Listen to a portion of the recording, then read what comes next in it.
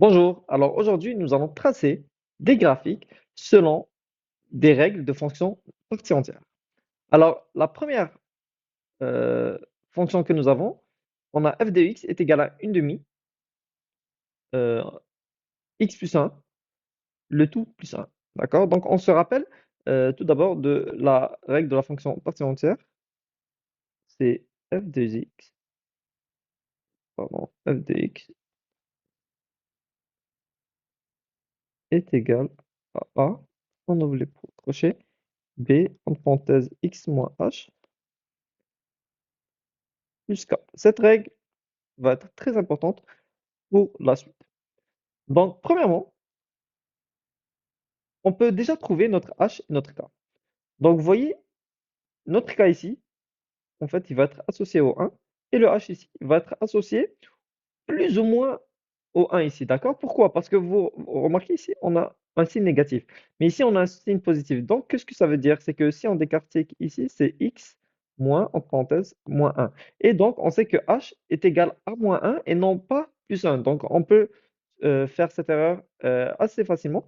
Donc, on sait que le h est égal à moins 1. Donc, on a trouvé notre h et k. H est égal à moins 1. Donc, notre paramètre h est égal à moins 1 et k est égal à 1. On sait aussi que a est égal à 1, est égal à 1. Et on sait aussi que b est égal à 1 demi. B est égal à 1 demi. Tout simplement, on se réfère toujours à la fonction. Donc ici, on a a, il est avant le crochet. On voit qu'avant le crochet, il n'y a rien. Donc on assume que c'est 1. Et on voit que b, en fait, c'est 1 demi. Donc vraiment, on se fie à cette règle-là. Donc on a h est égal à moins 1, k est égal à 1, a est égal à 1, b est égal à 1 demi. Maintenant, on veut trouver la valeur absolue de a. Parce qu'on se rappelle que la valeur absolue de a, c'est la longueur de la contre-marche, c'est-à-dire c'est la longueur entre deux marches. Donc on sait que la valeur absolue de a est égale à 1, d'accord?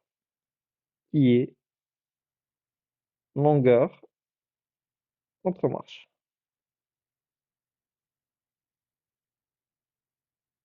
Maintenant, on veut trouver la longueur de notre marche. Et on se rappelle que la valeur absolue de b est égale à 1 sur la longueur de la marche qu'on va mettre x. Donc maintenant, on veut isoler x. Donc on sait que la valeur absolue de b est égale à 1 demi. Donc 1 demi est égal à 1 sur x. Donc on sait que x, si on fait le produit croisé, d'accord, on sait que x est égal à 2. Donc, avec toutes ces informations, qui représentent bien sûr la longueur de la marche. Avec toutes ces informations, on peut déjà commencer à tracer le graphique.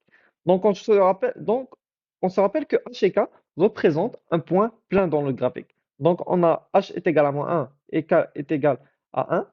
Donc, moins 1, 1, ici, représente le point plein d'un graphique. Maintenant, on regarde B. B est-il positif ou est-il négatif? On sait que B est positif, donc on sait que le point plein sera à gauche et que le point vide sera à droite. Donc la longueur de la marche est de 2, donc 1, 2, donc le point ouvert sera là. D'accord? Maintenant, la longueur de la contre-marche est de 1. Donc, une autre fois, un point plein ici et un point vide. Maintenant, j'ai une question. Est-ce que vous savez pourquoi j'ai mis euh, la marche ici et je ne l'ai pas mise à gauche à la place de la mettre à droite? Pourquoi? Parce que A et B, ils ont tous les deux un signe positif. Donc A est positif et B est positif. Et on sait, lorsque A et B, ils ont le même signe, donc dans ce cas-là, A positif, B positif, donc ils ont le même signe, on sait que la fonction, elle est croissante. Donc si A était négatif et B était négatif, est-ce que la fonction serait croissante? Oui. Elle aurait été croissante. Cependant, si A était positif et B était négatif, la fonction aurait été décroissante parce qu'ils n'ont pas le même signe. Donc là maintenant, vu qu'elle est croissante, c'est correct. On continue ce qu'on est en train de faire. Juste effacer ça. Hop là. On, on essaie de bien effacer. Voilà. Donc on continue. Donc on continue. On a des longueurs de une marche. On a des contre-marches de longueur de 1, désolé. Et on continue. On continue. Jusqu'à ce qu'on les trace tous. Et lorsqu'on sort du graphique, ben, on s'arrête. On n'essaie pas d'aller plus loin que ça. Donc, ça, c'est un premier exemple. Ça se peut que vous êtes un peu mélangé. Donc, ce qu'on va faire, on va passer à un second exemple pour mieux assimiler la matière.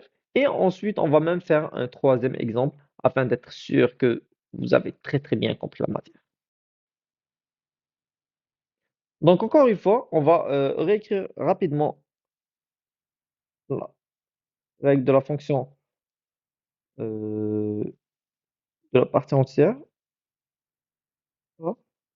On ouvre les crochets B, parenthèse x moins h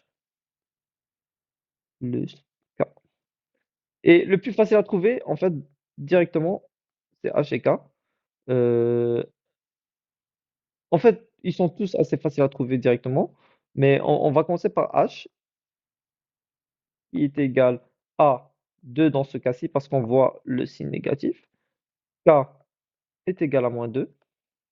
A est égal à moins 2 aussi, et B qui est égal à moins 1. D'accord? Donc, c'est quoi qu'on peut remarquer maintenant directement? On sait que la fonction, elle sera croissante. Pourquoi? Parce que A et B, ils sont tous les deux négatifs, donc ils ont tous les deux le même signe. Donc, la fonction, elle sera croissante. Que sait-on d'autre? On sait que euh, le point plein sera à droite et non pas à gauche. Pourquoi? Parce que B est négatif. Et lorsque B est négatif, dans ce cas-là, le point plein, il est à droite et le point vide est à gauche. Donc, le segment est fermé à droite et il est ouvert à gauche. Donc, on peut... maintenant, c'est quoi qui nous reste? Il faut trouver la longueur de la marche et la longueur de la contre-marche. La longueur de la contre-marche, c'est facile. C'est la valeur absolue de A qui est égale à 2. D'accord? Donc, A est égal à moins 2, sa valeur absolue est égale à 2.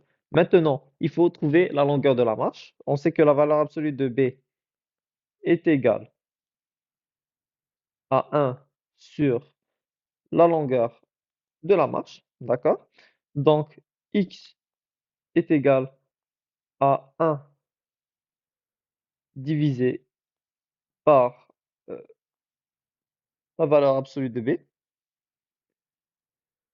Et donc, on sait que la valeur absolue de B est égale à 1 tiers. Donc, X est égal à 1 sur 1 sur 3. Et donc, on sait que X est égal à 3. Donc, on sait que la longueur de la marche est de 3. Donc, commençons par placer notre premier point plein, qui est HK, c'est-à-dire lorsque H est égal à 2 et K est égal à moins 2. Donc, ça va être notre premier point plein. On avait dit que c'est ouvert. euh, on a dit que le segment est ouvert à gauche parce que B est négatif et fermé à droite. Et on sait que la longueur de la marche est de 3 unités. Donc,